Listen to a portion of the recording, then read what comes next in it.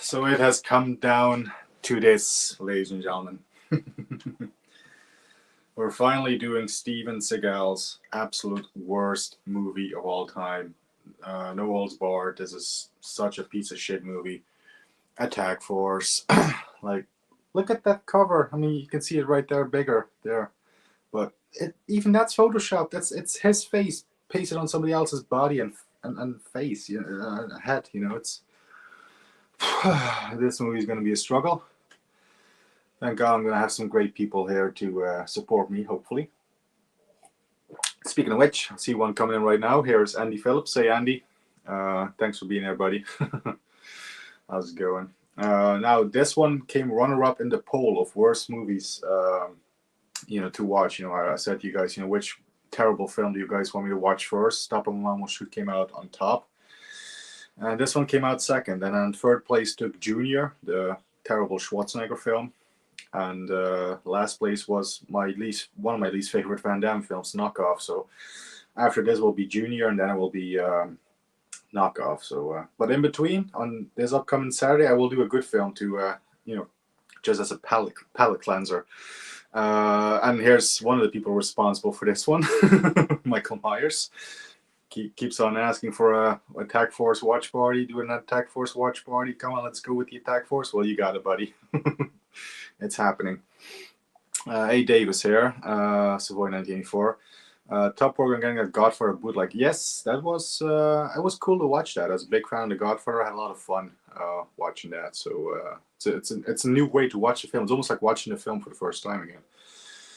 I don't think he uses either of those guns in the movie. Yes, he does not, and he doesn't wear the jacket. No, it's kind of like a long, kind of like Blade-esque jacket, like a long leather jacket. No, he definitely doesn't wear that. He wears a lot of leather jackets in different films, but he doesn't do it in this one. He is sitting in darkness constantly to hide his fat face and his double chins. But look at me. I'm hitting the gym and I'm fully lit up in my room. So hey, definitely a difference between me and Sifu. What have you done to his face on that poster? It looks like a PS2 graphic. Exactly. Yes, as you should. As you should. I would rather watch this film, actually. This is Ollie Ermy in On Deadly Ground. Speaking of Seagal's character, I would rather watch this film. But yeah, you could drop this guy off at the Arctic Circle wearing a pair of bikini underwear without his toothbrush, and tomorrow afternoon, he's going to show up at your poolside with $1 million smile and a fistful of pesos. That's Ollie Ermy in regards to Forrest Taft, Seagal's character on Deadly Ground. Right, let's just get cracking with this one. Let's just put this on. Luckily, it's not a long film. It's 90 minutes, but God, it's a painful 90 minutes. So I did something different. Got the phone angled slightly, so you could still see the film there on the TV there, but it's not a full-on frontal view. Yeah, definitely not that view. But yeah. So we're on the menu, very generic menu as well. So let's just hit play in 3, 2, 1. We start off with the Sony logo. Yeah, it's 1 hour and 30 minutes and 39 seconds. It would be better if it was only like 10 minutes and 30 seconds, but yeah. Anyway, this is the last I'm going to drink of my cocoa.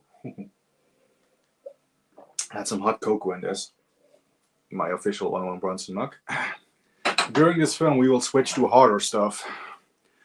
My good friend Jim is going to help me out with this one a lot. So I've already prepared a nice glass of Jim Beam and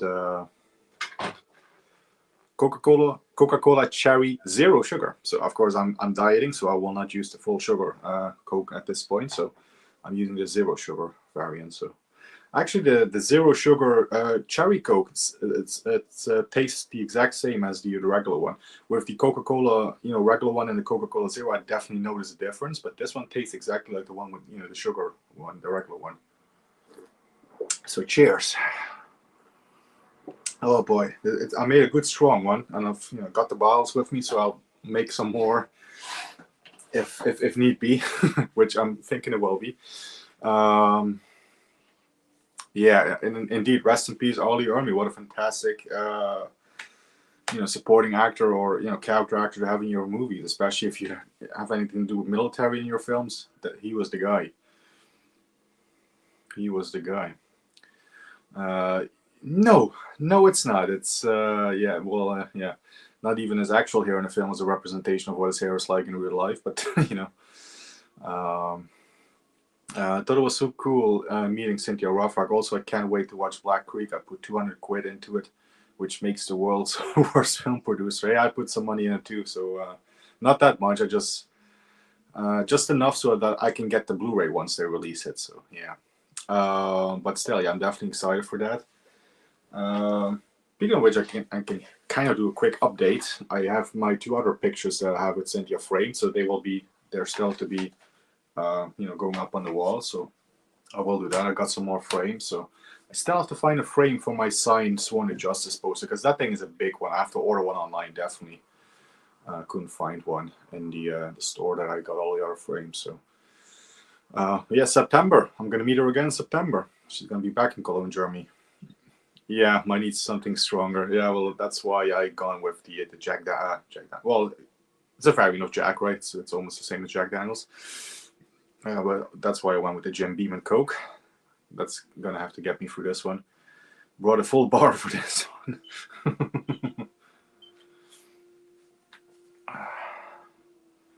Oh yeah, I got what you meant. Yes, what could be described as a fantastic name in this. Yeah. Okay, here we go with the. I think I did watch Jay Arang's review of this one, and he credits as this opening scene has nothing to do with the rest of the film, so it's not even important to watch this opening bit here because it has nothing to do with the rest of the plot of the film. I thought that you said fantastic name. Oh yeah, well he does have a fantastic name in this one as well. Are you ready for this one? Steven Seagal. He's played Nico Toscani, Casey fucking Ryback, Mason Storm. Gino Foligno in Out for Justice, right? John Hatcher in Mark for Death. In this one, he plays Marshall Lawson. Yeah, get it? Marshall Lawson, martial law. Yeah, get it? Because he's a martial artist, and he's above the law. Marshall Lawson. Hell, I'll even take martial law with Cynthia and Chad McQueen over this one, to be honest, when it comes to like puns, because yeah, that's also a pun on the whole martial arts thing and stuff. Because that film doesn't deal with martial law, so yeah, it's he does have a great name in this one. Yeah, and he's sitting in darkness, in full darkness, and this is just the opening of the film. Like he's in shadows constantly in this one, just to hide his double chins, or well, triple chins at this point. Well, where to start? Well, we actually are hearing dialogue from Seagal in this scene right here, and right away it's not his voice. To credits Gareth's credit here. Yes, he is dubbed constantly in this film. And to Michael Myers' credit, somebody that sounds a hell of a lot like William Smith is like kind of his sound alike, which does not sound like Steven Seagal. I actually, did realize that he sounds a lot like William Smith, but then as Michael Myers said that earlier tonight, I think on the post on the comment on Gareth's post, I was like, yeah, he does sound like William Smith, the dub voice. So yeah, that's came to that realization. But yeah, so that's where it starts with this one. It's the constant dubbing, even mid sentence. Like a lot of these straight to video Seagal films, they have the dubbing, right? Somebody else does his voice because apparently Seagal can't be arsed to go back to the studio to do some ADR. But this one is the worst offender of all of them. I would say Kill Switch is a good runner-up, which is probably why Kill Switch is my second least favorite Seagal film. Because yeah, it happens a lot of Kill Switch as well. But in this one, it's definitely, this is the king. This is the creme de la creme of Seagal dubbed films. You know, where somebody else who does not sound a bit like him does his voice for pretty much all of the film. And then those other straight-to-video films, it's just like a few lines here and there. And this one is mid-sentence, like he starts off in his real voice, and mid-sentence it changes to the dubbed actor. So, yeah, this one is terrible for that reason. Then there is the plot, which makes zero sense. Apparently, if this is to be believed, it's actually not Seagal's fault. It's not the director's fault. It actually was the studio. This was filmed under a different title. I think Harvest or something like that. It was filmed as a, let me see if I got this right, Seagal versus like vampire zombie-esque thingies, which ironically enough would be a film later on in his career, 2 years later or whatever, in Against the Dark. But this got changed after the filming was done, and they they changed the plot post-production. They changed all the dialogue, so that's why they got other actors to do the voice, and apparently that's the reason why Seagal doesn't dub, because it's he's actually saying something different in the undubbed version. That's what I've heard anyway, which is similar to what happened on his terrible film Submerged, I should add. But that was Seagal's fault, definitely that one. When I first saw this on DVD and saw those blurry credits, I thought the disc was fucked. Yeah, that's another, yeah. It's a high quality production. I mean, yeah. The production design in this one is, yeah. Don't think he enjoys ADR. At least that's what someone says on the ticker commentary. Well, yeah, they got him to do it a lot for the Warner Bros. Films. I guess he did do the ADR for those films, but since he went straight to video, he's been very lazy in that department, and in a few others. But let's not go there right now. Gareth Pac-Man. I still don't understand why the A in ADR stands for automated. It's not automatic. Yeah, it's weird. There's a funny moment when he says to someone on the phone, "I'm flattered you recognize my voice," while he's dubbed. Yes, exactly. Yeah, exactly. In the Netherlands, is Nico called Nico? We have it as Nico. Yes, I still have my original VHS from back in the 90s. That was, in my household. It definitely has the Nico title on there, so it's always been known as Nico here, just as it is in the UK as well. Yeah, he's not the only one dubbed in this. There's a dark-haired villainess who sounds very ADR. Yes, and that's apparently why, because they changed the plot after to from zombie-infected monster creature thingies, whatever they were supposed to be in the original version.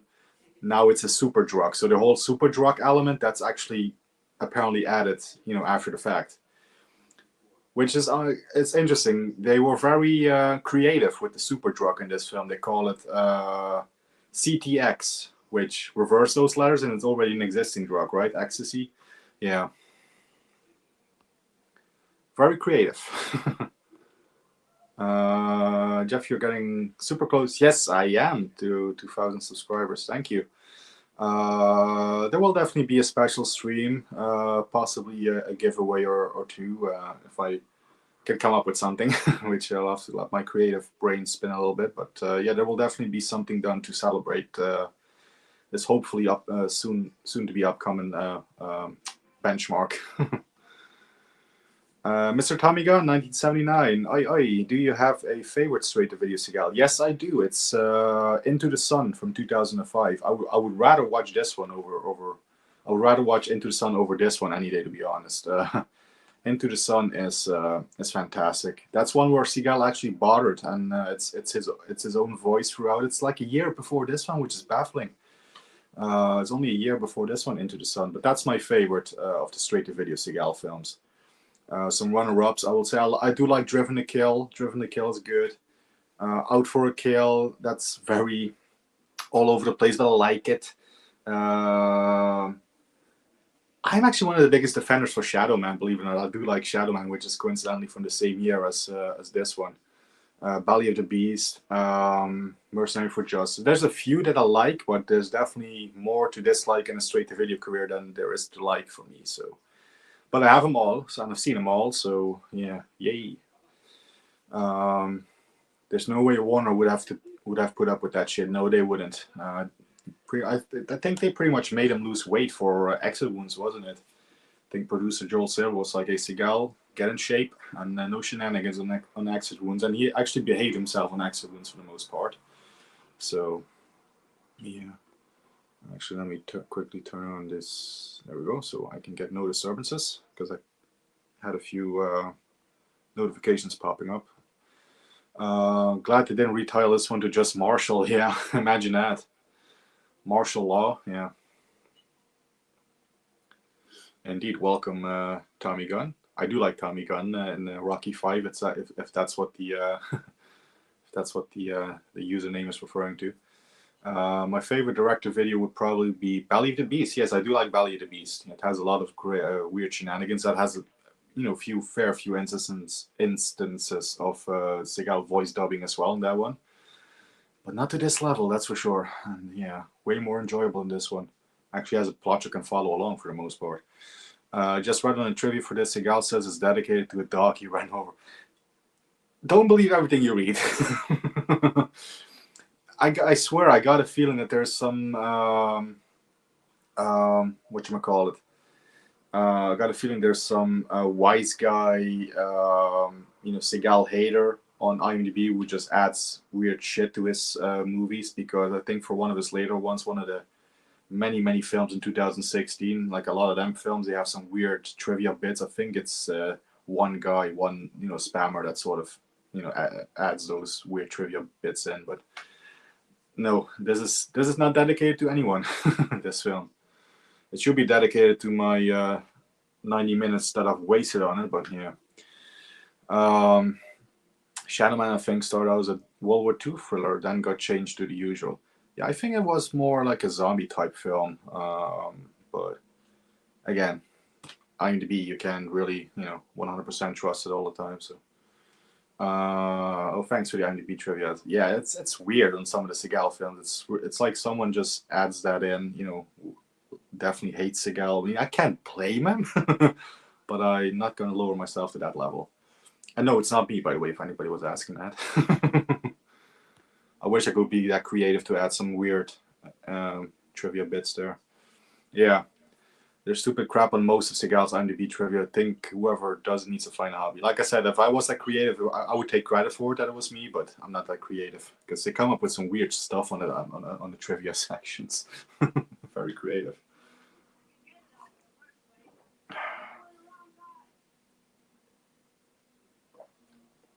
Yeah, so this is actually what a real plot is kicking off. The most fascinating thing about this film is that this is Seagal's team that they're about to get murdered here by this vampire, super drugged up woman. Yeah, obviously, again, originally was supposed to be like a zombie vampire type, of chick, and now it's because of a super drug that she is this powerful and she has like Wolverine claws or whatever. Seagal turned down going to the strip club. Like, that's a first. We should mark that on our calendars. In this film, Seagal turned down going to the strip club, which that never happens.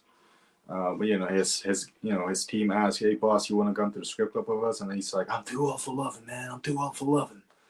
That was actually his real voice. That was in that bit. And here comes Seagal and his partner. They're gonna find out now that the team has been killed because they brought one of the girls from the strip club back to the I guess hotel room. So now the plot is kicking off. There's some trivia on the Elm Street remake on IMDb that I know for a fact is false. Yeah, that's the trouble with IMDb. Anybody can go on there and put those things in there, right? So you never know 100% what is true or not. Yeah. One of his dogs does appear in Ticker though as a yes he does. I would rather watch that one. But we're already gone down to what films I would rather watch. If the trivia for the Elm Street remake says the movie is good, then I can agree this is false. Yes. I don't care for the remake.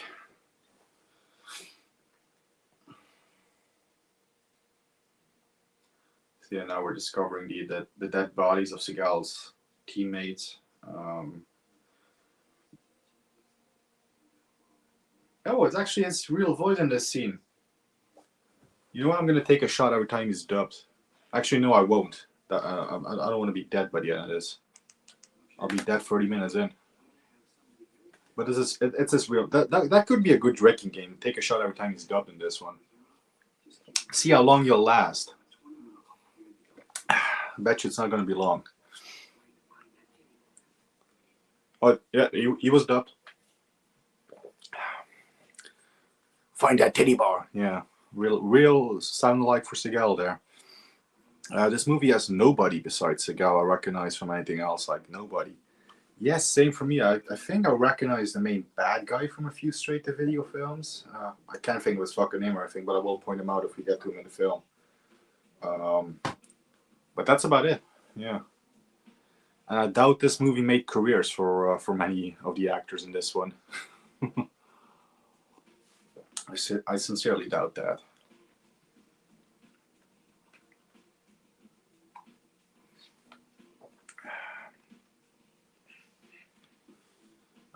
Villainous pulls one of them back through the wall just like Robocop. Yes, she. We just missed that part, but she did that. Yeah. Since Jacob wants a Blaupunkt stereo.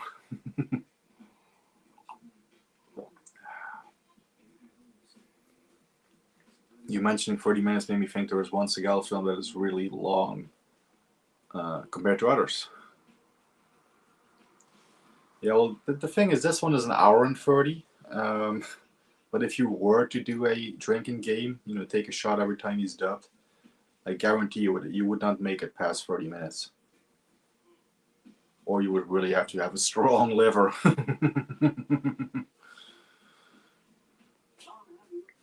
Who would you cast opposite Seagal if he was on Brokeback Mountain? Now, that's something, that's something interesting. Wouldn't it be cool if you had Van Damme with him in that one? Learn to love. Make love, not war, Seagal and Van Damme.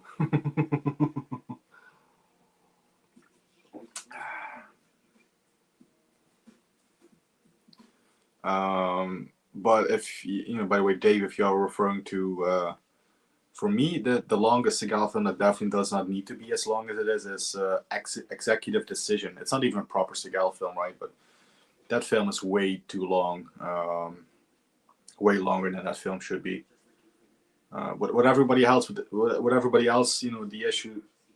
Yeah, let's rephrase that. Start from the top. The issue that everybody has with the Delta Force, that the whole first hour is too long on the plane. I have that issue with Executive Decision. Once they get on the plane, it's too long. Delta Force, I don't have any pacing issues with Delta Force like a lot of people do, but I do have that issue with Executive Decision. I know it's not because Seagal is, killed, halfway through. It's an improvement once he is killed, but not in the pacing department. I would contest that Ticker is just as bad as this. No dubbing, but it is stock footage, Faz. That is true, and yeah, it's not the great one, but still, compared to this one, Ticker is pretty much a masterpiece in my opinion compared to this one. But they are still, two turds. It's like you have this turd right here, you have that turd, back of shite, whatever. Yeah, you can dress it up as much as you want, it's still a turd. So Putin. Yeah, that would be the ultimate bromance. Or if you played the Clint part in Paint Your Wagon, who would be the Lee Marvin role? Well, Seagal would have you probably tell you that he was up for Paint Your Wagon because he has an imaginative imagination. But let's just say, thank God that film was made in the 60s and not in Seagal's era. Because, yeah, can you imagine Seagal? I don't mind Seagal as a singer. I've said this before. I don't mind him as a singer. I don't mind some of his songs. But, I still would not pay to see the man in the musical, just like I will not pay to see Clint in a musical as well. Although I did pay for it. But luckily it was a $5 for that Paint Your Wagon DVD, so that's okay, I guess. One of my favorite Alex Cox quotes was when someone said, "Aren't you surprised they made a gay western?" And he said, "There aren't." And he said, "Aren't all westerns gay?" Well, I disagree. I have something to say about that, but there is the. I think that's the trivia bit that that I read up on IMDb trivia. That says this was original film with aliens. Yeah, that's it. I think they were supposed to be more like aliens, and then was changed, recut, and redubbed. Aliens removed and became Attack Force. I have heard that a lot over the years. I've heard that way back, in the late 2000s, when I first watched this atrocity. I think on Rambo Raph's review, he actually mentions that as well. I used to watch him back in the day. He went through all the Seagal films, bless him. I think he mentioned that in his trivia as well. So I've heard that a lot. So that could be true, but again, who knows for sure? That it just could be something that they made up because the film is terrible. It could be something that they made up, like, oh well, original was supposed to be better. Originally was supposed to be better. It's like, yeah, right. Show me the original version before you say that. It's like, yeah. But it could be. The alien stuff sounds like silly trivia, but it's true apparently. Yeah. Again, it could be just something said after the fact because they realized that the film sucked ass. But yeah. Yes, well, that was Seagal's fault. Seagal agreed to a monster movie on a submarine, and then, a week before shooting started, he called director Anthony Hickox, may rest in peace, he passed away recently. He called Anthony Hickox and said, Look, man, I don't want to be in no fucking monster movie, man. And yeah, he just at the last minute decided he did not want to be in a monster movie, which he signed on for a monster movie, so yeah. But that was Seagal's fault on Submerged.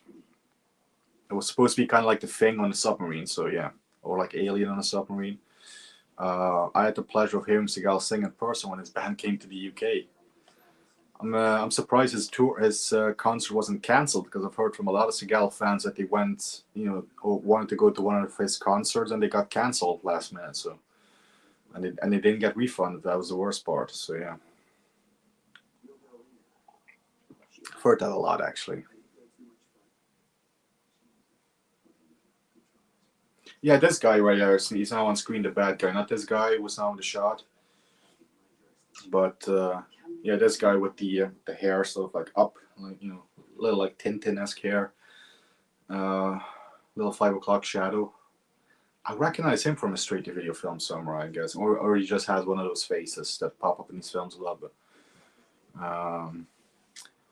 did the Russian mob finance this one? I think this was a little before that.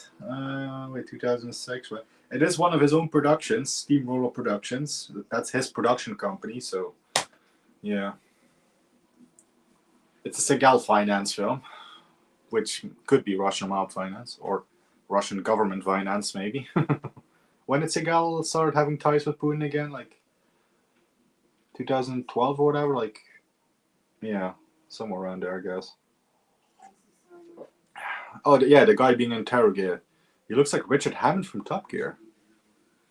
Oh, maybe that's who I'm confusing it with. I think the cancelled one was when he was supposed to be doing one of those evening with gigs. Ah, okay. Well, to be fair, I've heard it as well for his musical concert as well, some of his tours.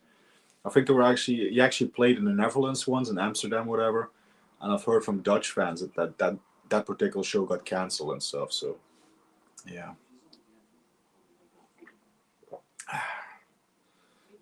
Jeff, is there anyone you would like to be able to do an impression of, but no matter how much you try, you just can't quite get the voice out. Michael Caine. I would love to do a Michael Caine impression. I would love to do a lot of British actor, impressions, but I just can't nail a British accent down, sadly. So I said it once before. I'll say it again. The only thing I can say is Michael Caine and sound somewhat, convincing, I guess, is you are only supposed to blow the bloody doors off. That's the only Michael Caine bit I can do, but. Or than that, when I start improvising, like, my name is Michael Caine. There's something you might not know. You see, it doesn't really gel. It doesn't really get out right. So, yeah. I guess, practice could help, but I just can't nail down a British accent, sadly. Well, yeah. Thank you, Myers, but there are a few. I would say the only one I can slide into is Jason Statham. He always sounds like this, doesn't he? always sound slightly miffed, right? Yeah. Like Jason Statham. I can do that a little bit, but yeah. And obviously I can do any female impressions as well, you know. I can pitch my voice up high, but I cannot do a woman, so yeah. Oh, look at that. We've run out of whiskey. Refill. Refill.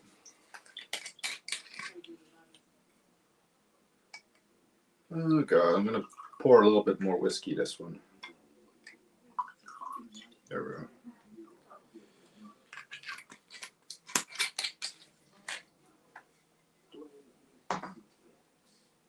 There we go.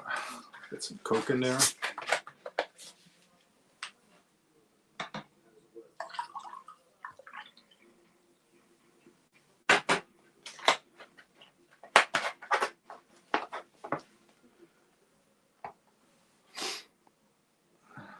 Yeah, it does need some work. Like I said, when I start improvising, like the only line I can do is, you know, you're only supposed to blow the bloody doors off, and sound, you know, like halfway decent at doing a Kane impression. So yeah,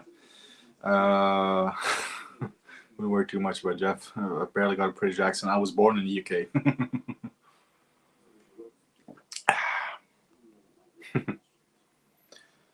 Yes, he does have a very smooth complexion on the poster. It definitely is photoshopped to death. I mean, he never uses those guns. He never wears that jacket. He's not that thin, you know. Like, what's wrong with his chin there? It's like his chin is like sticking out at one end there. It's like a pointy chin, like at his right side. It's definitely photoshopped to death. That's the plan. That's the plan. Well, okay, I'll take that back. The film becomes incredible. No, that's not the plan. The film becomes tolerable. That's the plan. Let's not hope for miracles here. Incredible. Since when is Michael Caine Dutch? Yeah. I can't stand that Dutch.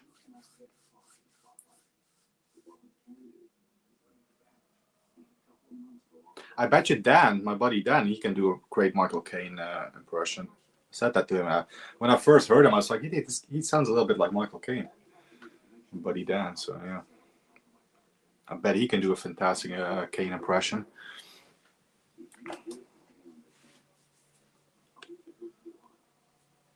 Anytime I try an impression, it's dangerously close to being offensive.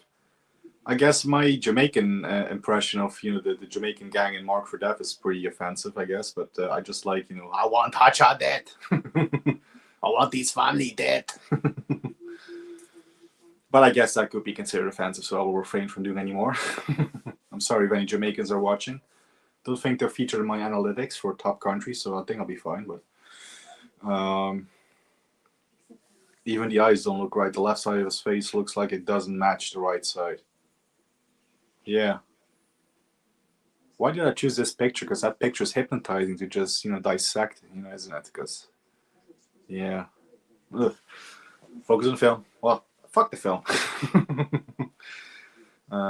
Yeah. It's off from so many angles. Were you surprised Michael Caine was in the Get Carter remake? Well, let's see. I only watched the original Michael Caine one. Was it last month, 2 months ago at this point? And I've grew up on the Stallone film, so I never really got the connection with the original one. I only found out, you know, obviously in later years, that it was a remake of the '70s one with Caine. So I guess I wasn't surprised when I first saw it. I was surprised that it was the guy that played Alfred in the Batman films at that point when I first saw the film, but yeah. And of course, he was in the Seagal film On Deadly Ground as well, Michael Caine. So I'll be more surprised, you know, when I grew up, if I had watched like his '70s stuff and then discovered he did a Seagal film, you know. I guess that would be more surprising to me when I was growing up. But yeah.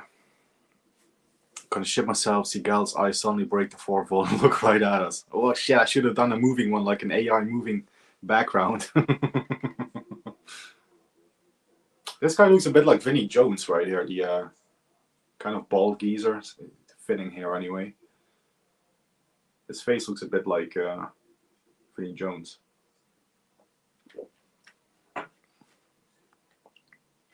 Here's my Michael Caine impression. Hang on a minute, lads. I've got a great. See, I sound more Australian when I do Michael. I can do an Australian accent a little bit, but yeah, I tend to go more Australian when I try to do a British accent. It's weird. Yeah, that's not an off. This is an off. Got a great idea. Yeah, that is from Italian Job, by the way. Hang on, lads. Got a great idea. Yeah, it doesn't sound as good if you text it. Yes. YouTube should introduce a voice message function in the comments. That would be awesome.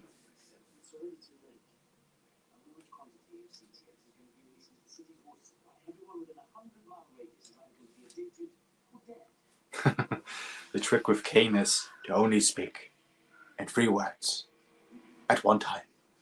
I won't do it, Master Wayne. I'm not gonna bury another Batman. Another Batman? How many has he buried? I do like that bit from what is it, Coogan and Rob Brydon, The Trip. Do like when they go back and forth on their Michael Caine impressions.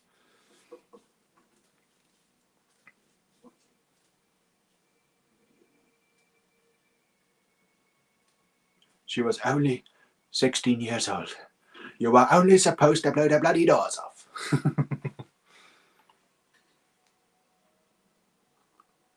Because yeah, there's also the voice change as well. Just like with Pacino, there's like the 3 degrees of Pacino, right? You can do the young Pacino, right? From Godfather and Serpico and stuff, you know what? You gotta pitch your voice up very high, right? Go up here. I'm gonna take you for a walk, for a cup of coffee, with no cuffs. If you fuck me, I'm gonna put on your back. You know, that's Pacino from Serpico. Or, you know, like, look up, Brat, see how the gun to his head. That's like young Pacino, very high-pitched voice. And you got to mix young and kind of going towards old Pacino with Scarface. And you got to do a Cuban accent on top of that. So for Scarface, there's still a little high-pitch, but it starts to get deeper as well. And then you add the Cuban accent to it, right? And then, of course, you go to the 90s and stuff where you got Pacino all the way down here, right? He's all the way down here. And then he just shouts for no reason. You know, that's how you do the 3 degrees of Pacino. But with Michael Caine, it's the same. You know, in the 60s and stuff, his voice was still, you know, Michael Caine used to sound a little bit more like this.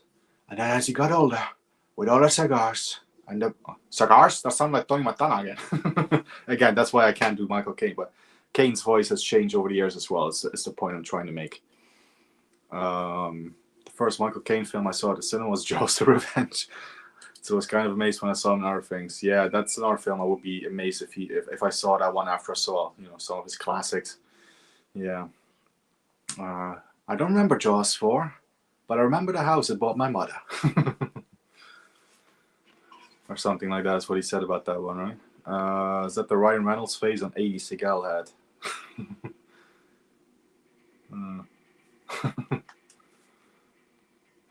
Might be the body of someone from Ticker. Everybody in that one wore the same long leather coat for some reason. That is true.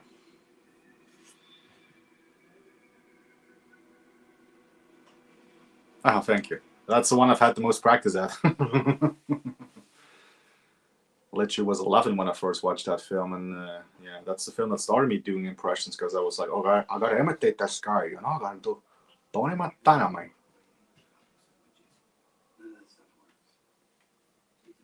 Seagal is an easy one. You just whisper.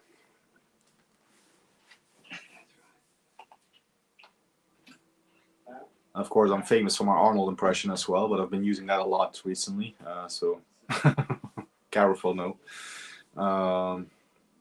Because you gotta have a little bit of Arnold, you know. Just a little bit. With Arnold, it's the same thing. Everybody does Arnold right up here. They do that. But the trick with Arnold is with all the cigars and the stogies and the brandy, his voice has gone deep as well. So it's not just the accent, it's not just going la la. You gotta go very deep on the voice.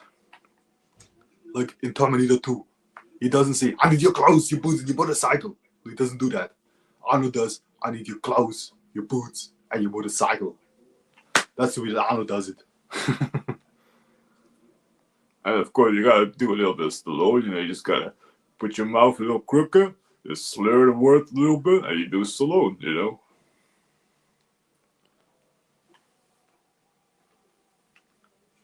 So those I'm fine with. I can do those, you know.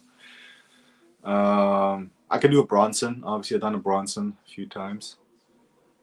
Bronson is easy. You just go, hey.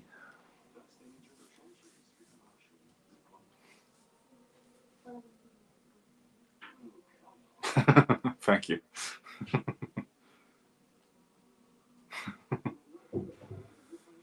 There's another funny bit when the cop goes to the command center and the sliding glass door behind him has a massive crack right down it.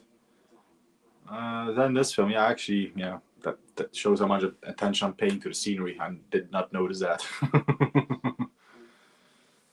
Yes, there you go. Yes, I'm doing some Arnie recordings for Gareth for a project that will be coming. Well, depending on how quick it takes me to record all the stuff. But once I've done my recording, it's just down to Gareth editing it. So pretty soon you'll hear what's in total. I think it will be like 20 to 30 minutes or whatever of me in Arnold voice. So yeah.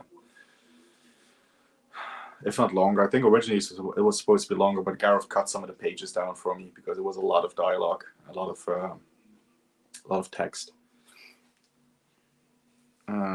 Yes, those are definitely ones I grew up on. Same with Tony Montana and the Pacino impressions.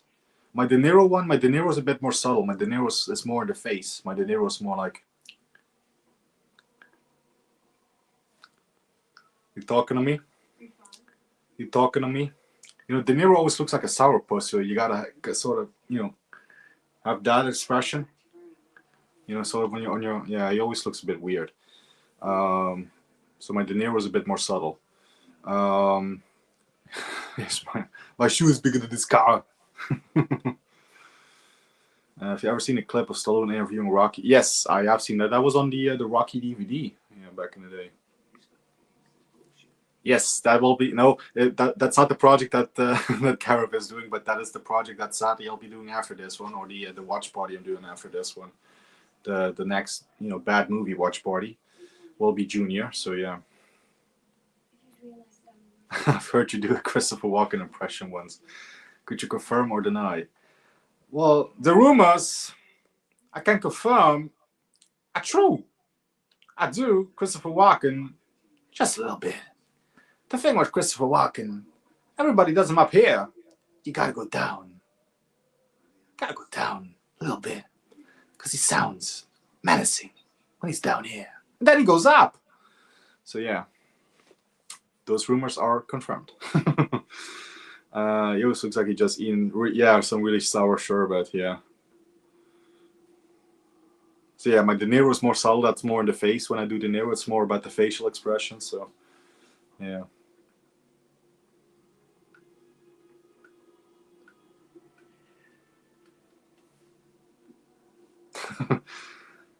Would you say that you got a fever and the only prescription is more Walken impressions?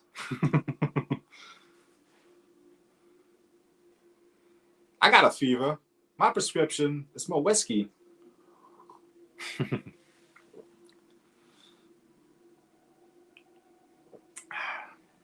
Gotta love Christopher Walken. Really have to get more films of his. Like, I just cannot watch enough Christopher Walken films. I know he's done a lot of, other toss, some very, very terrible films as well. But just when he's in it, it's I can do his speech from Pulp Fiction.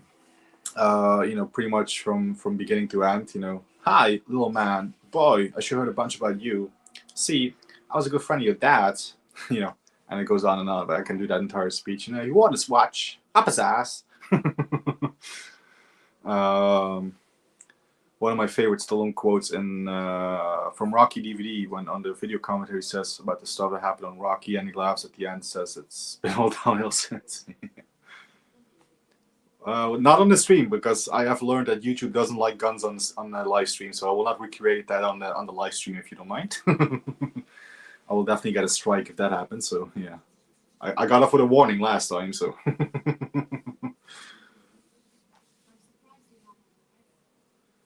if I do that, I will be on a pre-recorded video if you don't mind.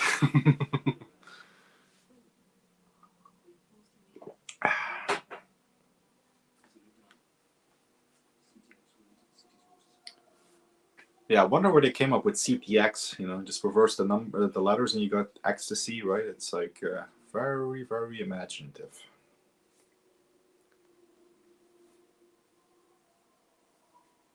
I used to do a Quentin Tarantino impression as well, but it's sort of it's a lot of alright and stuff. But yeah, it's faded. I have to practice now on it. But I used to do a little bit of a Quentin Tarantino impression as well. You just got to get very highly energized and talk about films. That's pretty much an impression of Tarantino, right? And do a lot of alright.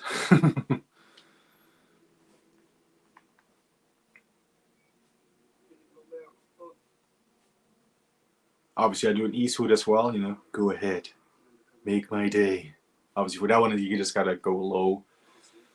And it's funny when you can do Eastwood, you can definitely do Bronson because you just gotta use the Eastwood voice and just make the pitch slightly higher, and extend some of the vowels a bit more. And when you can do that, you can also do a C. Montgomery Burns. Excellent. Smithers. Who is this man that can do all the impressions? Oh, that's Jeff. What about Bronson, sir? Bronson, eh? Excellent.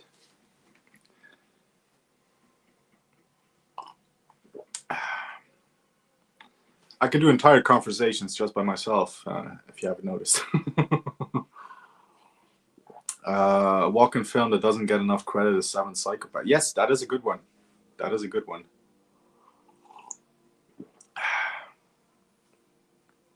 I can do the Vietnamese camp commander from that scene. Not so mo! Not so mo!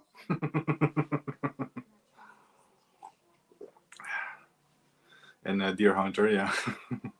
Yeah, definitely they wouldn't appreciate the rest. Jeff, can you do an impression on your family members or so? Well, I can, but you guys will not get a kick out of it because obviously you don't know them, and they would be in Dutch, so you guys would understand them. But I can do subtle impressions of my family members, yes, that I do sometimes do just to take the mickey out of them. Ooh, you can do Smithers. Yeah, again, Stewie, because he has a British accent, I cannot do Stewie from Family Guy. Yeah. I wish I could, because I do love Stewie and that Family Guy, but I can do a bit of a Cartman, Eric Cartman. Screw you guys, I'm going home. Something like that, right? Like I said, it's not perfect, but I can do a little bit of an Eric Cartman.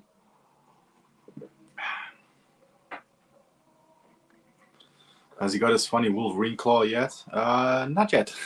Not yet. I love that story from the Bond producers. Was apparently Walken had someone was meant to keep track of him, and he kept escaping from him. Yes. Apparently, I've watched that Roger Moore documentary. It aired on ITV over there in the UK last Christmas, I guess. It was actually on YouTube. I don't know if it's still up there, but the full thing was on YouTube, which I was surprised at. So I watched it there. And Christopher Walken was one of the people that were interviewed on there. And that was amazing because, yeah, even Walken himself said in that thing, like, I don't usually do these things, but to honor Roger, I felt like I needed to be here. I'm paraphrasing, but it came down to something like that. So yeah, Christopher Walken was one of the interviewees on that documentary, which was cool to see. And they even had some behind the scenes or like some, Roger Moore archive footage. Like Roger Moore always kept the camera with him apparently and stuff, and they actually filmed him and Christopher Walken. Christopher Walken visited him for a Christmas party, I guess. That was cool to see. Watch Cannonball Run with Roger for the first time the other night. I'm still gotta pick those films up. I have seen Cannonball Run. I haven't seen the sequel actually, but there's a good double pack of it in Germany, which, again, especially since I'm getting into Burt Reynolds films now, I definitely have to pick that up. But yeah, Roger Moore parodying his Bond role, that's fantastic in that film. I've heard, some accounts say that the sequel is actually better, so yeah, it's going to be interesting to watch both of them back to back. Oh boy, here we have a crappily added fight scene, action scene here. Seagal versus a black woman. Oh boy. Yeah. Great choreography. Oh yeah, the woman goes through the wall there.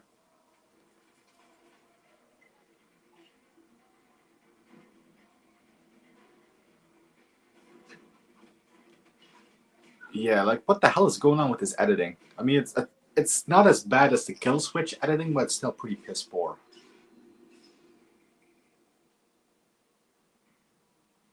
This is terrible. It's Ace that you know what ITV is. What are the main channels in Netherlands called? Oh yeah, we got so many: RTL, SBS, a lot. I think the only UK channel that we get is BBC. We do have BBC One, BBC Two. Somewhere it's like stuck in like the back of the channel package, but we do have receive the BBC channels. Yeah, no ITV though.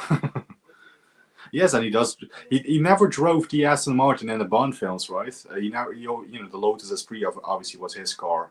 He drove that in Inspire Love Me. He drove the Lotus Esprit Turbo, whatever it was, in For Your Eyes Only. He never had an Aston Martin during his official stint as Bond, but he got to drive one in Cannonball Run, and it was a DB5 as well, if memory serves. So yeah, the classic Bond car. She turns into a really bad double before she chucks the blonde through the wall. Yeah. Here are the Wolverine claw thingies here that you were referring to. Here are the Wolverine thingies. Yes, that was. I mean, again, I would love to do a Roger Moore impression. I can do a subtle one again from View to a Kill. It also features Christopher Walken. You amuse me, Mr. Bond. It's not mutual. That's the only subtle Moore I can do, but. Yeah, I do like Steve Coogan's impression of Roger Moore, even though at some point, obviously, you can tell, it is a voice, it's a voice alike, sound alike, whatever you want to call it, impression. But it was a weird choice that they done it that way. I do agree with you there. Yeah. On one hand, I got it, but I also don't get it. So yeah.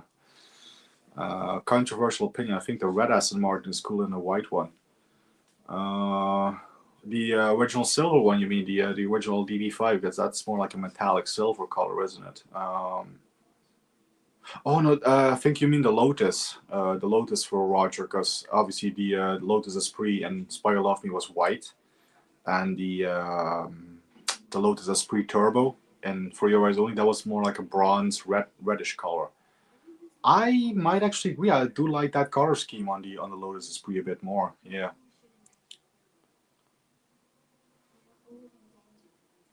Why is she strapped down in the bondage? Yeah. Why is anything happening in this film? This whole thing just makes zero sense.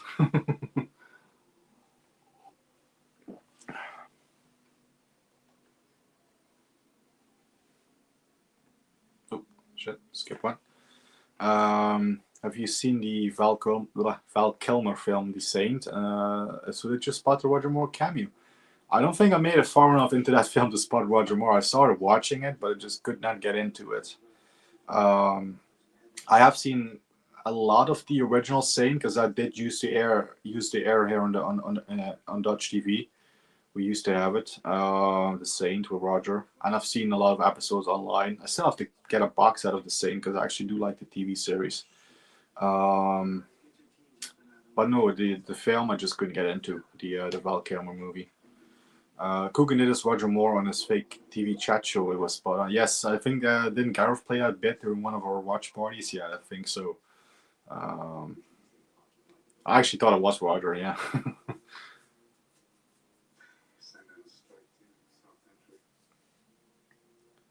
Yeah, none of the actors. Michael Myers was right. None of the actors in this are like recognizable. Or whatever. It's just this is a Seagal show, and God, what a Seagal show it is. Yeah, I sort of got that because I was like, wait a minute, there was never a red Aston Martin, so yeah. I only watched the same film to the loving Elizabeth Shue. Yes.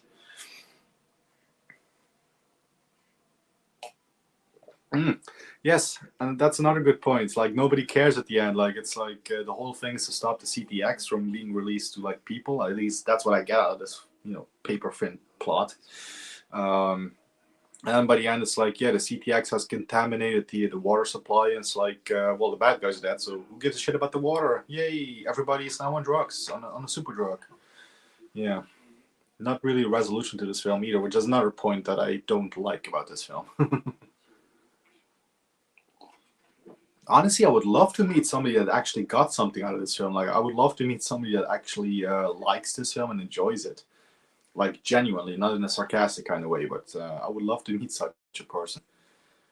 I'm sure with how crazy movie film tastes and opinions can be, I'm sure there might be somebody out there that really likes this film, but I just haven't met that individual yet.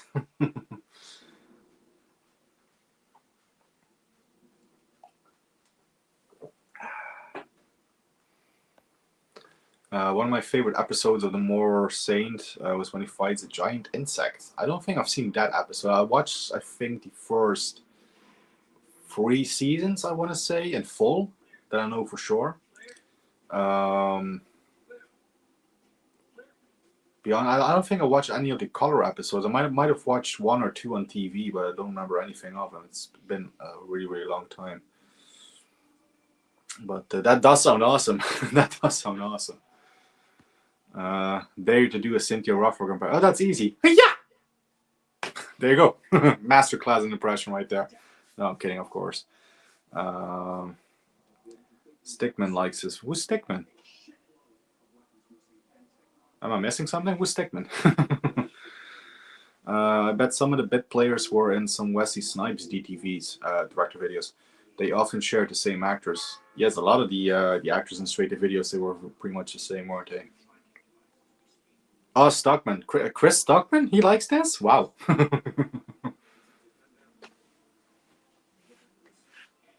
I would be surprised if he does. Like, honestly, Gareth, I don't think Alucard would like this one. I mean, Alucard, admittedly, yes, he likes a lot of cheap movies, champagne and bullets and stuff. But this would be a film that even Alucard would turn his nose up at, so, yeah.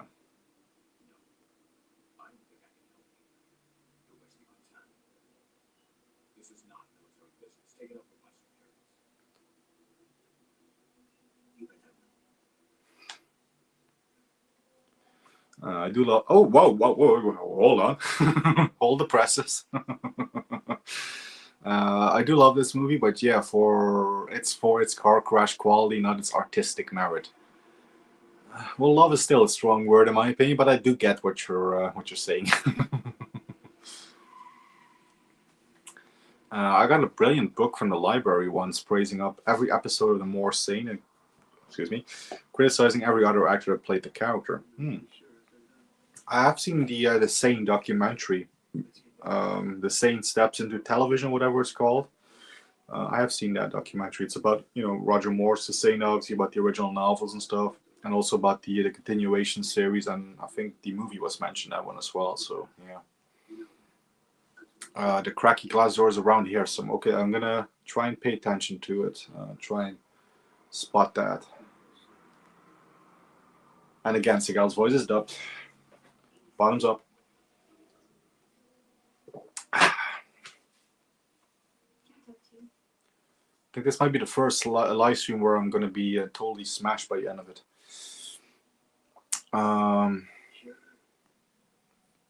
Hey, Stacy. Return of the Same was better. Oh, okay. Is that the one with Ian Ogilvy? Is it that show?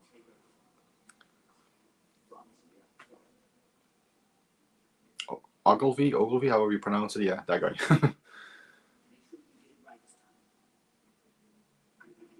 Again, Seagal was dubbed. More whiskey. The real question is, would we finish this bottle before the stream is up or not? Let's find out.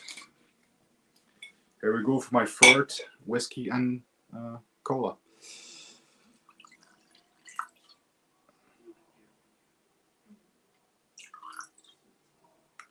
In my awesome bullet-edged Rambo shot glass, by the way, I should add. Like, there's an actual bullet in there. They told me it's bulletproof, so I had to check it out. And yes, it is. It withheld the bullet. No, kidding. It came with the bullet.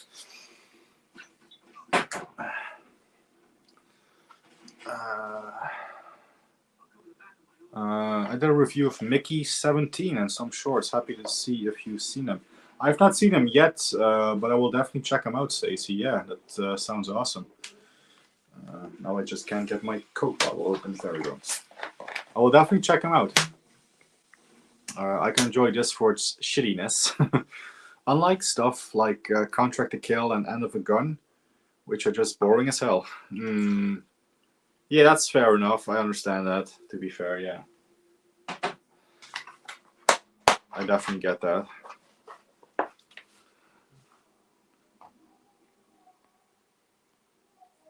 It is the one with Ian Ogilvy, okay.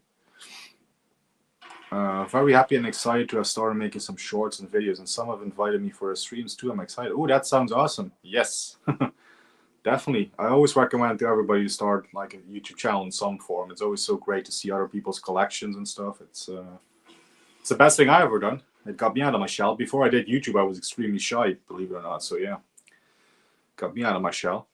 Return of the Saint is my favorite. Okay. I'm a Roger Moore guy, so I will definitely. Yes, I will not. No. They're safe out of reach. All of my. I don't think I can even say the word on the stream. So yeah, you know what I mean. I was going to see Ian Ogilvy at a convention once, but the person who was going to drive me there got food poisoning. Oh, that sucks. That sucks. My only reference to Return of the Saint is when Alan Partridge dances to his theme song, theme tune, in his car while at a graveyard. Ah, okay. End of a Gun does star a Sugar Babe, though. Is it the black chick in End of a Gun?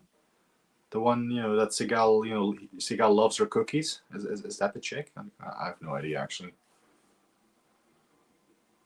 Because, yeah, End of a Gun is the film where Seagal is like, I'll load the fuck out of cookies.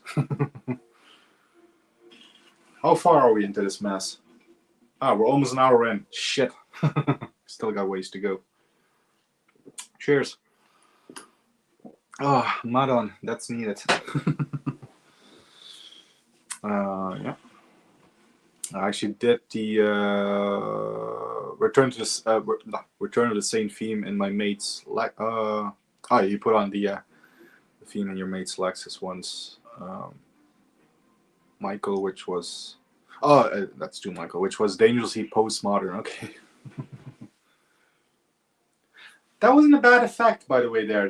When Seagal shot that geezer there in the head. That's actually not a bad effect. It wasn't CGI. That looked like it was practical blood, practical effects. So I will give the film a little bit of credit for that bit there. That was a good kill. Non-CGI kill. It didn't look like CGI to me anyway. But I saw it for a split second, so I could be wrong. Yeah, the one who makes some cookies was in the band Sugar Babes. Ah, okay. I did not know that.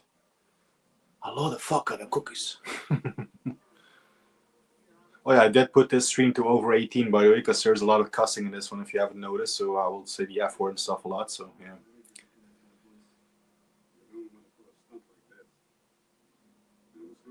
I was expecting to be ranting on this film a bit more, but the chat is obviously more interesting than this film, so fuck it. Let you feel like I'm the only person I can remember when ITV showed the same TV series starring an actor called Simon Dudden. I've actually not heard of that one, to be fair. They might have mentioned in that same documentary, but I just don't remember it at this point. End of a Gun was a weird one, though, wasn't it, Michael Myers? That was, yeah.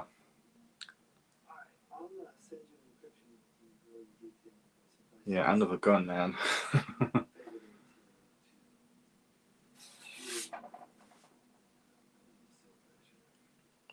It is one I like, though, but yeah.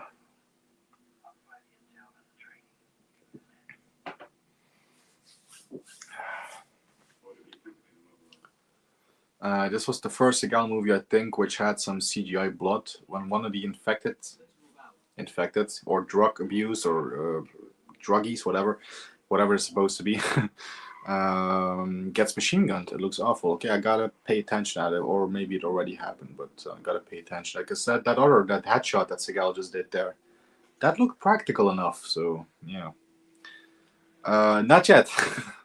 No, not yet. I think I'll need 2 more of these before I'll be that drunk.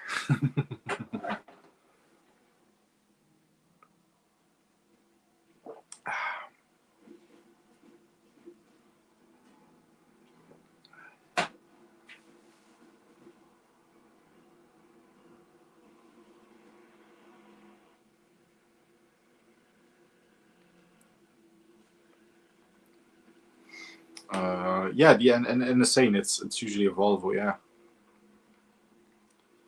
that is true. Oh, look at this scene. Seagal is the only one sitting in shadows. Like you see the other people around him. If you guys can see that, yeah. Like look at Seagal's like half lit there. He's in shadows, and everybody else is like fully lit. It's so weird. Everybody's perfectly lit except for Seagal. Like usually actors want to be perfectly lit. Seagal's like the only actor that doesn't want to be lit, for obvious reasons. But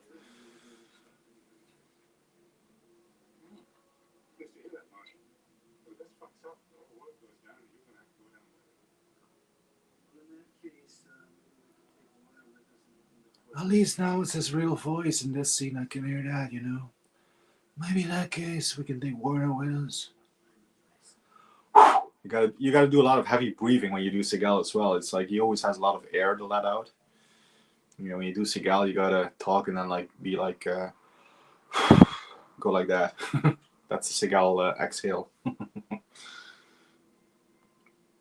I'll never be drunk enough to watch Paint Your Wagon. Yeah.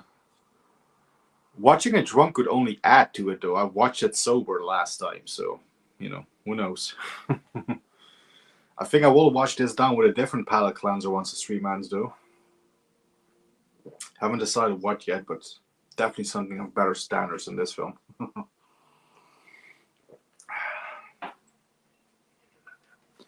Yeah, even the poster he's having shadows here, right there, yeah.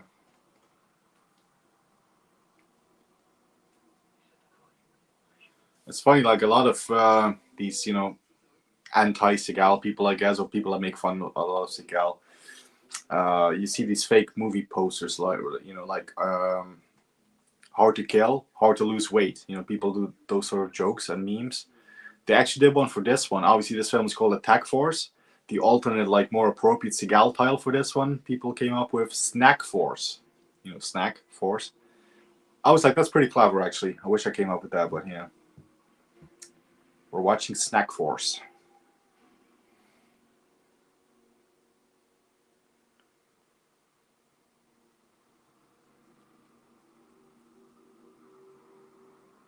Like, where is this filmed? Like, I guess it is Eastern Europe again, like just like our Seagal films. I think it's supposed to take place in Paris or whatever, but yeah, it definitely doesn't look like Paris. I've seen Taken. I know what Paris looks like. Imagine if you watched every Seagal film from Beyond the Law. Oh, working backwards. Ooh, that would be a challenge. That would be a true challenge. They would get better and better and better at some point, right? If you get to like I guess 2005, like after this film, they would get better from that point onwards, I would say. With the only dud in between being Half Past That, I will say. Possibly. I even still, I do still like Half Past That, actually. But yeah, you would get to Half Past That, Exit Wounds. They would get to The Patriot. The last 10 or so, that would be actually a relief. That would be like, oh my god, we're into the Holy Grail finally, right? So yeah. CAC Force. Yeah, that's a pretty cool one as well. CAC Force. Excuse me. I'd probably watch a film called Snack Force, yeah. Steven Seagal. You've seen him in Barked for Death, Above the Law, Out for Justice. Now watch Steven Seagal, Snack Force, rated R. I can see the trailer for it right now.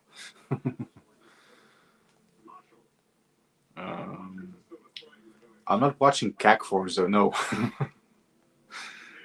I'm guessing it's either Romania or Bulgaria. They're the two cheapos. Yes, that's usually where these films are shot on location, right? They shot in Eastern Europe, Bulgaria, Romania. Yeah, a lot of Van Damme films and Seagal films they're shot in these locations, and even I think some of the straight to video. If it's straight to video, usually it's definitely Bulgaria or Romania. Hell, even the Expendables was shot there, which is weird. It's like this Expendables is like a big budget film. Like, why did they go to Eastern Europe to film? Like Expendables 2, pretty much shot entirely in Bulgaria, I think. But yeah, it's apparently cheap to make a movie there. So if I ever make a movie, I'll probably go to Bulgaria. So apparently it's cheap to make a film there. So yeah.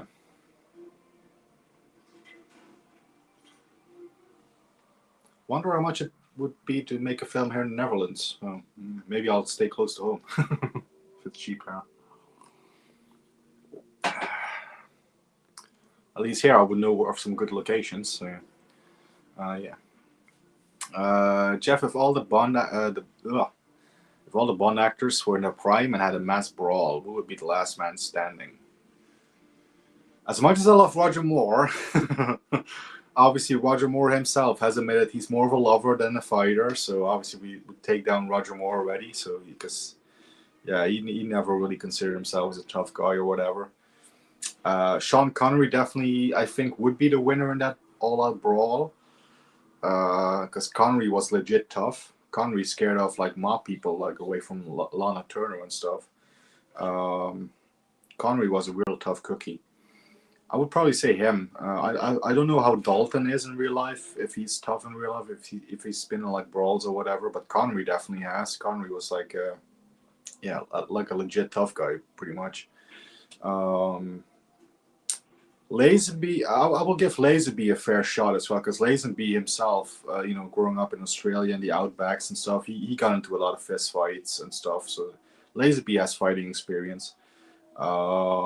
Brosnan, I think Brosnan will be put out. He's definitely more of a pretty guy than a tough guy. Although I love Brosnan. And Daniel Craig, I don't know about Craig actually. He is very short and stuff, so he doesn't have the height advantage compared to the others. So I will say Connery might be the victor in this battle, to be honest. But he's still not my favorite Bond. Roger Moore is my favorite Bond. He's a close second though. So yeah. The ruins at the end, yes, could have been a good location in a decent film. That's actually not a bad set at the end of this film. So yeah. I've got the slasher Amsterdam, but haven't watched. Oh, that's a really good one. They're actually shooting a sequel to it right now. Actually, if I lived near Amsterdam, I would definitely visit the set. But Amsterdam is like 3 or 4 hours away from me. So yeah, not gonna happen soon. Only time I've not seen Connery macho was when he wore that weird, the red mankini thing in Zardoz. God, I'm very glad I didn't pick that film for like which terrible film would you guys like me to watch, because as much as I hate this film, I might put this over Zardoz, because Zardoz was terrible when I saw that. I saw that like 10 years ago. I kept hearing about it. I saw the cinema shitcase review episode on that one. I think that's what the channel was called, the shitcase cinema review. Yeah, I've seen their review on it. And I was like, oh, I gotta see this film. But yeah, it was so disappointing. It was so bad. It is one I will have to give another watch soon, Zardoz. But yeah, that's not a good film at all. There's a bird statue around here, somewhere around here that wobbles in the wind. Okay.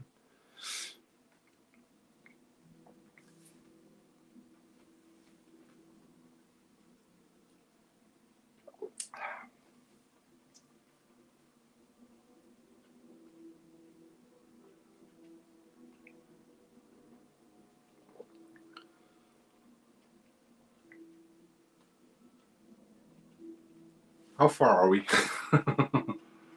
An hour and 10 minutes. Still 20 minutes to go, guys. 20 minutes to go. And after this, we can enjoy some a good interview with Gareth. Gareth is going to be interviewing Brian Trenchard Smith, if I got that right. I think pretty much after this film ends, or somewhere close to it. I like how he suddenly has a sidekick at the end. Yes, like, what the hell? This film makes zero sense. I still can't get over Sean Connery coming back for From Russia with Love, the video game. Yes, well, apparently that was. I've heard recently they were only originally supposed to do a Spy Who Loved Me adaptation on that, and then the intention was to have Roger Moore coming back. They never went that far because, if, in the staging of planning, they were also like, well, let's see if Connery would possibly be interested in coming back. And Connery was, but Connery's condition was that they would do From Russia with Love because that was Connery's personal favorite of his Bond films. So that's how we got involved with the game. They were like, okay, we're going to do From Russia with Love, because then we get Connery. So they scrapped the Spy Who Loved Me video game adaptation idea, and they got Connery for the From Russia with Love video game. I think that's how that happened anyway. That's what to the extent of how I've heard it. We do have Seagal with a shotgun here. I do like shotgun in movies. I'm a fan of a shotgun as a weapon, so I do like when that's used, but yeah. Again, I'm trying to look for something positive in this.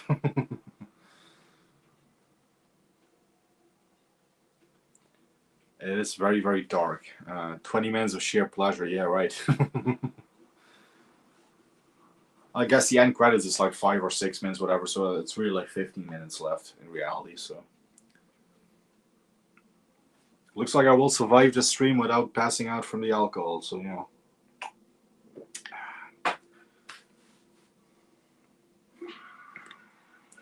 the Richard Hammond dude has a weapon which just looks like they cut out chunks out of a CD with scissors. At least it's not like the throwing CDs in Dark Angel. Oh, I think this is the scene you were referring to, Michael Myers. Yes, this does look like CGI. This is one of the creatures, buggies, whatever, getting gunned down by machine guns. Yes, this does look like CGI. But it's practical blood on the face and stuff, so at least he had practical blood around. What Seagal film would you like to see as a game? Ooh, he had a canceled game, didn't he? Steven Seagal as a perfect weapon or the ultimate choice or whatever it was, the final option. I think that's the title, final option. Let me think. I think Alfred Justice could make a good video game. Just imagine going around, driving around New York, beating up Richie's thugs, going to the bar, anybody seen Richie?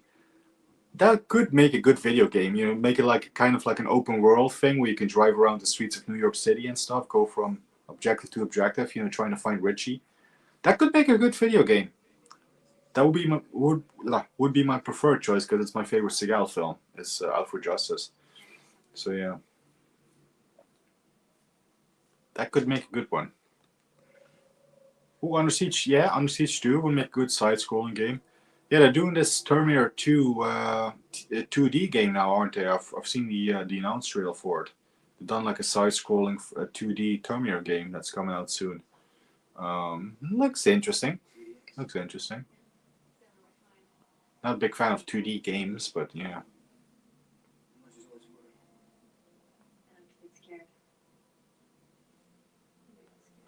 Yeah, final option, isn't it? Yeah. You look like Mason Storm. Yes, I think that was the character model they used. Mason Storm.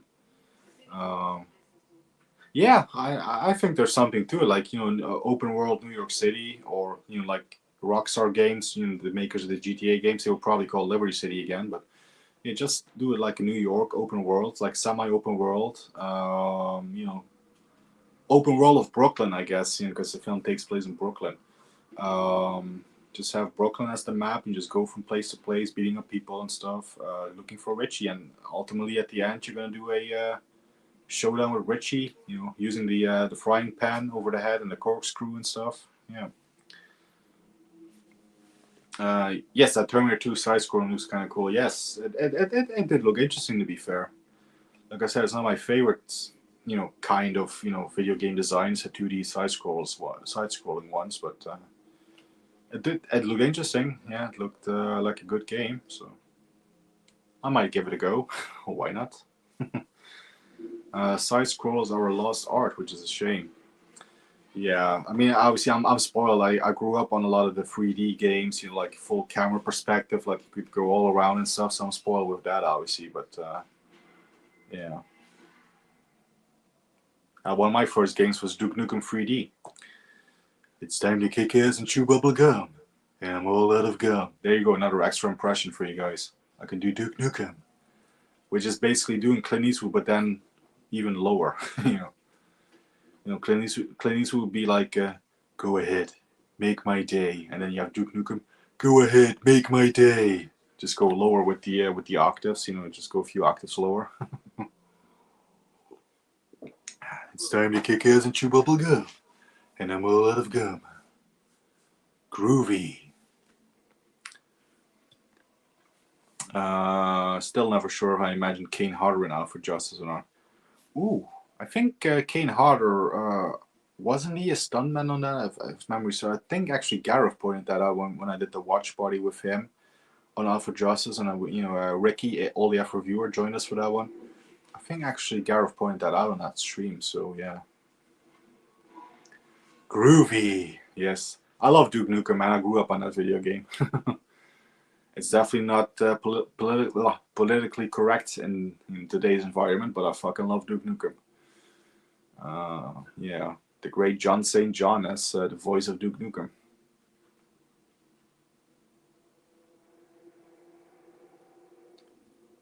These alien bastards are gonna pay for shooting up my ride. In the end fight, the girl villain turns into a really obvious Asian lady in the white shots, yeah. Yeah, obvious stunt doubles in this one.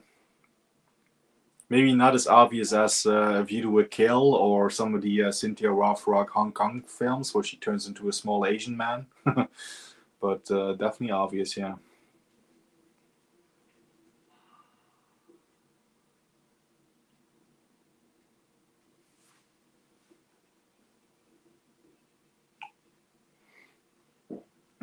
Yes, there you go. Kane Hodder is the fuck with the green shirt at the end of Alfred Justice. Seagal shoots him in the kitchen. Ah, there you go. So he's not the yo fuck nuts guy at the end, you know, when Seagal kicks him in the gonads, you know, because he threw the puppy out of the window earlier in the film. Yeah, what's with the white flashes in this one? It's almost like Universal Soldier Day of Reckoning. It's almost like give me fucking epilepsy. Like what the fuck is with the white flashes? It's not as bad as Universal Soldier Day of Reckoning, by the way, but it's up there.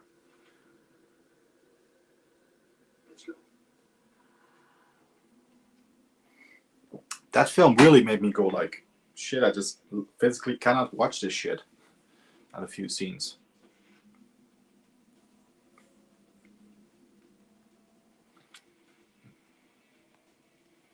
He also shot Hodder through the back in Under Siege just before he rigs the door with the grenade. Ah, okay. I'll have to look at that scene again because I do know the bitch you're referring to. I just never noticed it was him. Obviously, Under Siege is one that I watched religiously as a kid on VHS. I still have the VHS of Under Siege. And that got me through some difficult times, especially that cake scene with Erica Leniak. That was one of them scenes, you know, when you're a young kid, you know, early teenager. That's one that you rewind, watch again, pause, you know, one of them scenes.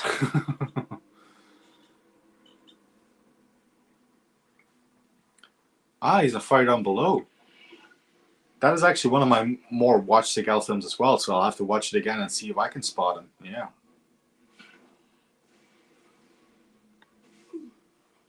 Oh my god, the white flashes are irritating me. We're almost done though, so yeah, there's about 10 minutes left. Film gave me fucking epilepsy would be a good blow up for. Yes, I'm gonna put that on the Universal Soldier Day of Reckoning Blu-ray that I have. Just as a future warning to myself, in case I forget how much of the white flashing is in there.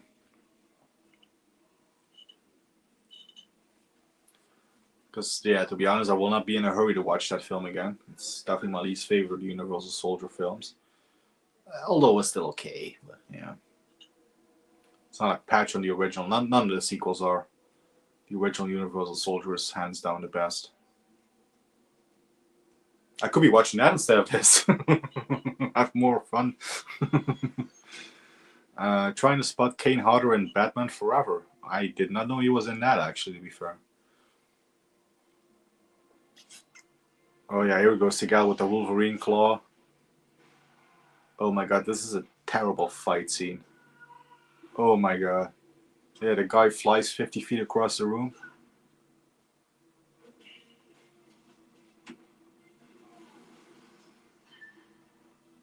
Oh boy. See, here's the funny thing. Seagal is trying to hide his double chins throughout the film, but here you can see them in full force, you know, when he is doing the fighting. Because in this scene, he actually is lit up pretty well. Well, for his standards, anyway. I think more than me, and I used to watch him a hell of a lot. Now I just stick with the 90s one, to be fair. And the occasional straight-to-video one that I actually legitimately like. So, yeah. Which, again, there's a fair few of the straight-to-video ones I like, but when it comes to Seagal's straight-to-video career, the bad definitely outweigh the good. Oh, and Quasimodo's ringing the bell again. Still trying to spot, yeah, Kane Hodder. I'm surprised he even fought a woman in this, as older movies usually found a way for him not to fight delays. Yes, even in Shadow Man, you know, there's that crazy old Asian lady, I guess, who all of a sudden pulled out a machine gun, and she's like, "Wah!" And then Seagal comes on, like, just shoots her in the head. It's like, yeah, Seagal didn't fight her; he just shot her.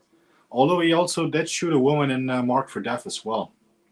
You know, in the opening of the film. He did shoot a woman, but that was sort of justified, I guess, because the woman killed his partner or shot his partner. Yeah. Yeah, here's the main villain. Actually, not a bad looking chick, to be fair. And that might be actually one of the positives. You know, she's dressed in a very low cut top, showing some cleavage. Actually, not not the worst thing to look at. You know, if you know what I mean.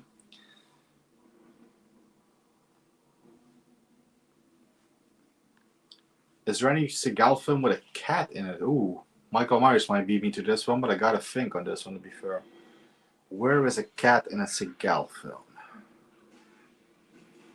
Well, there almost was, because I do know that Seagal was the original choice for the Specialist with Sylvester Stallone, and Stallone's character has a cat in that film, so they could have been almost like a Seagal cat film in that sense. Um, um, let's see. There's definitely not a cat in Above the Law or Nico.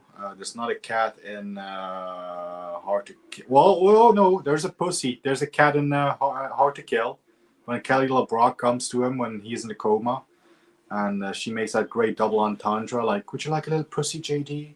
Just a little bit of pussy," and she, grabs this little kitten. So yeah, that's a Seagal cat film, I guess. Hard to Kill. Yeah, not a cat in Out for Justice. There is a puppy in Out for Justice, though. I guess Seagal is more of a dog person than a cat person, so yeah. But there is a cat in Hard to Kill.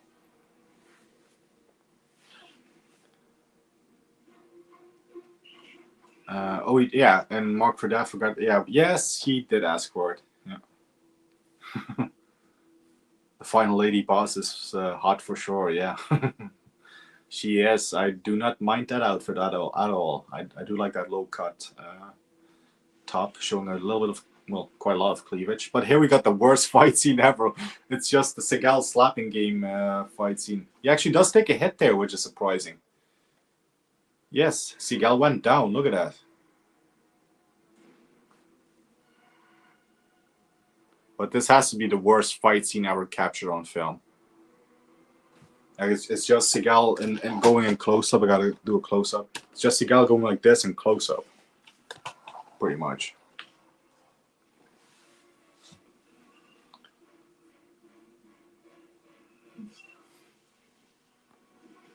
Someone says he beat someone with a cat. Oh yes, the cat was not dead. I do remember that bit in Excellence. Yeah. Oh my god, this game, yeah, because we're talking about video games as well. Or this movie is a fucking, it's a disaster. This movie's a fucking train wreck.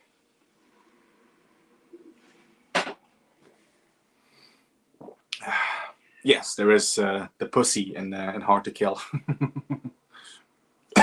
Would you like a little pussy, JD? A little bit of pussy.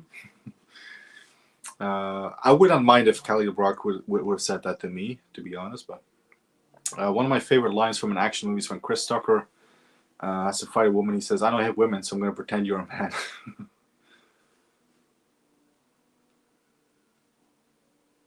Yeah, there's always some good stuff there with women versus men in films. It's like,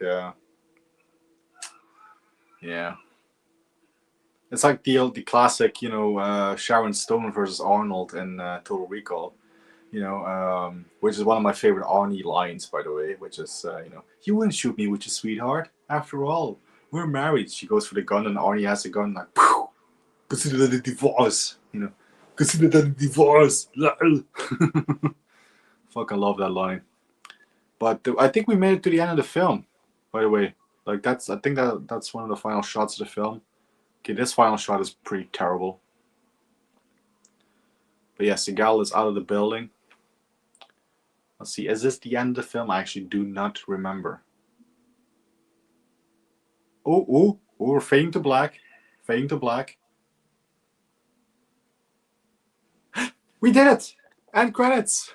We did it! Yo, Adrian! I did it. Let's see, who's in the shit? Steven Seagal, Lisa Lovebrand, David Kennedy, Matthew Chambers, Danny Webb. None of these names ring a bell. Stunt coordinator Dickie Beer. Co-stunt coordinator Gabriel Burlaco. Whatever it was. Mr. Seagal's stunt double. We gotta give this guy credit here. Dion Christoph. And Mr. Seagal's photo double. I guess photo double means that picture there. Oh, shit, his name is gone, but he was there. Give him credit as well. Yeah, no worries, Dave.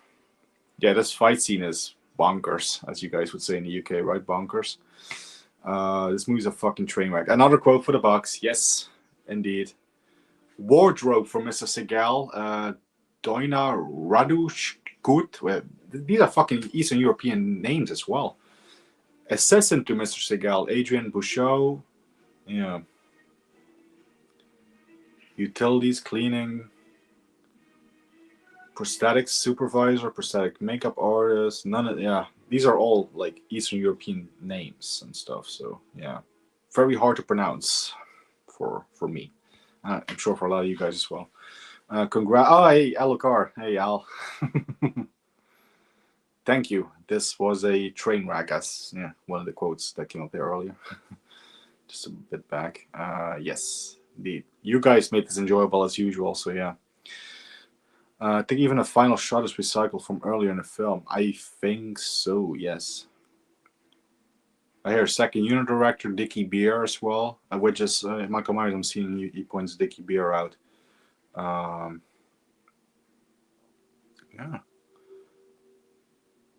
See anybody who's going over the Garage stream? Yes, I'll be going over there just to pop and say hi. I made it without having to go through my entire bottle of Jim Beam. We still have some left, so yeah. Although I am feeling the buzz a little bit, to be honest. I'm feeling it a little bit. Not enough for my English to slip or stuff, but yeah, I'm feeling it a little bit. Al's been here all along. He was just engrossed in the movie, yes. Time for a cigarette is what I'll say. Yeah, these credits go on for a bit, so... Oh, Mr. Seagal's trailer is provided by Translux International Limited, so yeah. Alucard makes an appearance right at the end. He's always flying around like a little bat. Pretty sure Dickie Bear is a famous stunt guy who worked on First Blood and Raiders. I think you're right. I've heard that name before for sure, definitely. So imagine a stuntman being imagine being a stuntman named Mr. Beer. That's pretty much your job. Yes. Yes, I am as well. I was certain I would have killed this bottle by now, but yeah, still some left. But yeah, it's time for a cigarette. So let's remove le télévision, the TV. Oh no, not solo layout. Remove from stage. There we go. Put that to normal. There we go. Cover up Seagal. Look at that. I'm the star now. Fuck off, Seagal. Dickie Beer telling us what we need to. Yeah, what we need to get us through this shit. Indeed. See, this was the terrible attack force. I'm going for a smoke, and I'm going to wrap up and probably go over the Gareth stream because we do have the usual VT audience in this stream. Look at it. This is where I had my phone filming the TV. Let's remove that. Let's go away. There we go. Was charging it using a power bank or a what do you guys call a battery pack? There we go. Of course, the background on my phone is a picture of me and Cynthia now, obviously since last Saturday or 2 weeks ago. Actually, let me get my phone out of the tripod. Finally, I have access to my phone again after 90 minutes. Yay! So let's go for a cigarette.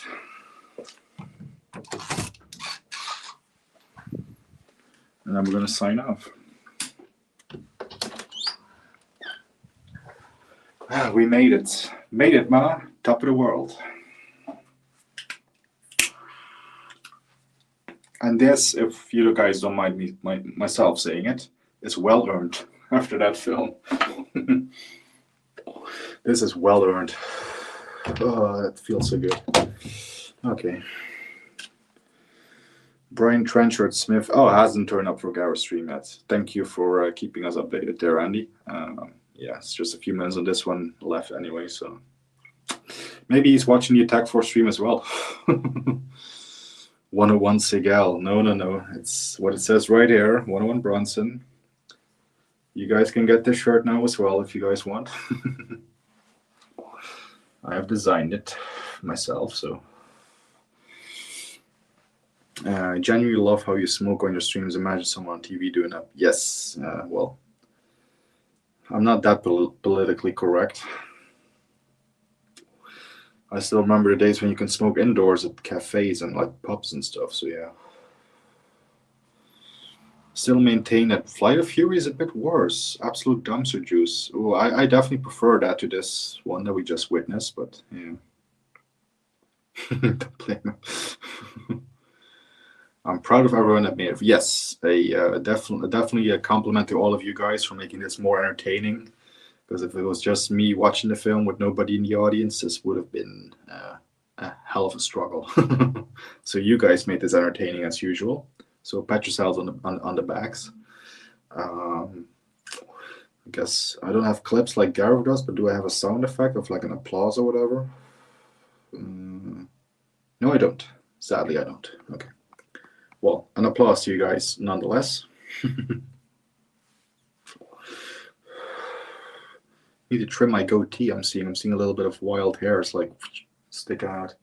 Need to trim my goatee again. Yeah. Even though I don't smoke, I'm amazed how people just don't mind when the smoking ban came in. Yeah. I'm definitely not old enough to remember this though. Staff just smoking while we're working in supermarkets. I've heard back in the day you could smoke in cinemas, right? Like in, when you were watching the film, you could smoke. I remember those days. Yes, they are. That's why I go to Germany to get mine, because they're cheaper in Germany. I can get a pack of the lowest, because I smoke Lucky Strike. There you go. It says it right there on the cigarette, Lucky Strike. A small pack of this containing 20 cigarettes costs 12 euros here. And a small pack in Germany, which has like 25 to 30 cigarettes, is only, I think that's even a euro cheaper. It's like 11 euros. So yeah, there you go. So I go to Germany for my cigarettes. It's only 5 minutes away from me, so the gas station in Germany. So yeah, or sorry, petrol station in Germany, I should say, for you guys. So you guys call it petrol, don't you? Should craft a goatee and Seagal's on. Yeah, imagine if I just shaved this bit here, it would just be a donut around my mouth. Yeah, no, I'll stick with this, like the Get Carter, Stallone Get Carter goatee. That's kind of what I'm going for more. Even though I should really trim it to like right there. It's just got a little, yeah, it's grown a little bit there.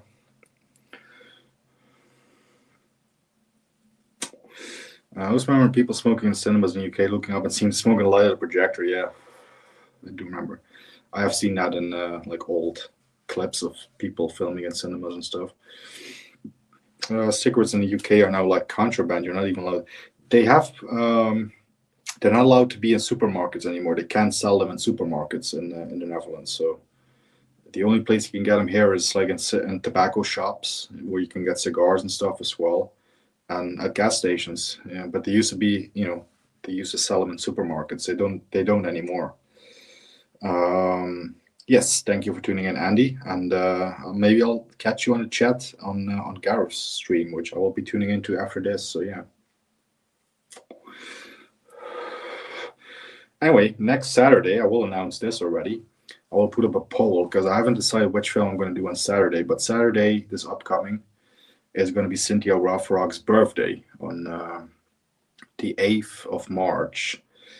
So I will do one of the two. I will either do a watch party for Above the Law or Righting Wrongs, or I will do a watch party for Yes, Madam. I haven't decided which one. I'm going to do a poll. Like, I'm going to let you guys decide, but I'm going to do a Cynthia Rothrock birthday watch party of one of those two films. So Saturday is going to be a real palate cleanser. I'm going to watch an actually decent film. So yeah, I'm going to let you guys decide which film I'm going to watch on Saturday. So I'm going to put that poll up after the stream. So the choice is Yes, Madam or Righting Wrongs. So I'm thinking more Yes, Madam, because that film also has the I think the 40th anniversary this year, because that was originally released in 1985. But it could also be Righting Wrongs if you guys decided. So yes, we will do a Cynthia Rothrock watch party on Saturday. Before, sometime next week, I'm going to do Junior. So we're going to go downhill after that one again. But yeah. I have what's known as a can be ours to shave beard. Yeah. Yeah, I did shave the rest of my face, I guess yesterday, the day before yesterday, but I still have to trim the rest of the goatee a bit. But yeah. Of course, there's periods where I just have the tash, like that, like Bronson. I do have a Bronson tash because I have nothing in the middle, not too much anyway. That's by accident. Because I once burned the middle of my tash when I was a teenager. I lit a cigarette and the flame got up to there, so I legit can't grow much there in the middle. So I always have that separation, just like Bronson. Again, it's completely by accident. It's not on purpose. But yeah, when I only have a tash, I definitely have the Bronson tash going. So yeah. Great stream. Thanks for making my Attack Force dreams come true. Yes, this is probably the only channel where you're going to see an Attack Force live watch party. Unless Gareth decides to do one for when he hits another milestone. But we'll see. Gareth should subject himself to this film at some point. Just to see what a really, really terrible Seagal film is like. I don't know why I didn't think you had a beard. Well, maybe that's because, wait, do I have my Michael Myers mask? No, I don't. I don't have it with me. Well, Michael Myers, of course, clean shaven on the mask. So, no tree. Oh, yes, we could do that as well. Yes, but again, these are the two choices for Saturday: Righting Wrongs or Yes, Madam. So I will put a poll up. But I would not be opposed to doing a No Retreat, No Surrender 2 watch party as well, because yes, I do own that film now on the German DVD. Karate Tiger 2 is what they call it, but I do love that film. So yeah, that could be a choice somewhere in the future for sure. I have a scar on my chin from injury I had when I was young, and my beard doesn't grow there very well. Ah, yes. I've only just let it flourish recently. See you all on video tasties and chill. Yes, we will go to Gareth's stream now. Let's see what director Brian Trenchard Smith, hope I pronounced that correctly. Let's see what the director is saying to the questions Gareth is asking, the chat is asking. So I will see you guys over there. Keep punching. And yeah, once again, thanks for tuning in to Michael Myers, Dave, Savoy1984. I missed Bob McCall, though. Bob McCall should have made the stream, because I do know Bob McCall also has all the Seagal films on physical media. He has seen every Seagal film anyway. Thank you, Andy Phillips. Thank you, Aldo Carr. Gareth himself for being here earlier on. Everybody, you people I missed, Stacy. Thank you for tuning in, everybody. And yes, we will see you soon. Just a quick, as I do have to do this at the end now because I have memberships. Shout out to my members, Crushers Movies and Games, and Craig the Huff. So if you guys were watching or are watching on the playback, shout out to you guys for being members. And yes, Saturday is going to be Steven Seagal, really. Cynthia Rothrock birthday watch party for either Yes Madam or Writing Wrongs. Again, it is to be decided by the audience. And yeah, we'll see you on the next one. Keep punching. We'll see you all very soon. Thank you, Mr. Myers. And on to Gareth's. Here we go. Bye, guys.